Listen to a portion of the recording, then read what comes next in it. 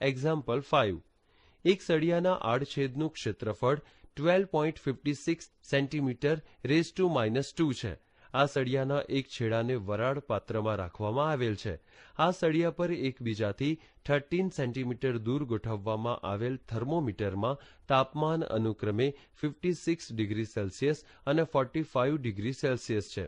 સળિયાના બીજા છેડે વીંટાળેલ તાંબાની નળીમાં દાખલ થતા અને બહાર આવતા પાણીના તાપમાનનો તફાવત 30 ડિગ્રી સેલ્સિયસ હોય અને 3 મિનિટમાં 800 ગ્રામ પાણી વહેતું હોય તો સળિયાના દ્રાવ્યની ઉષ્મા વાહકતા શોધો. પાણીની વિશિષ્ટ ઉષ્મા = 1 calorie degree Celsius inverse.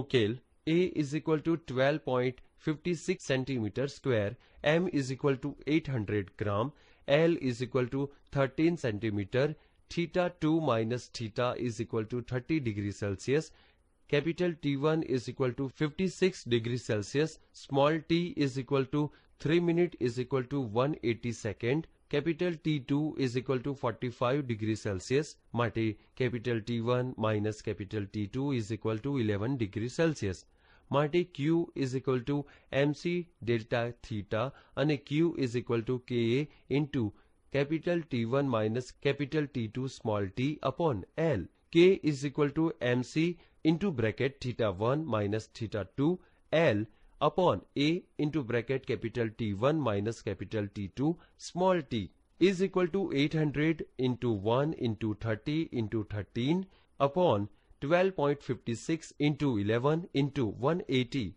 is equal to 12.54 calorie second inverse centimeter inverse degree Celsius inverse.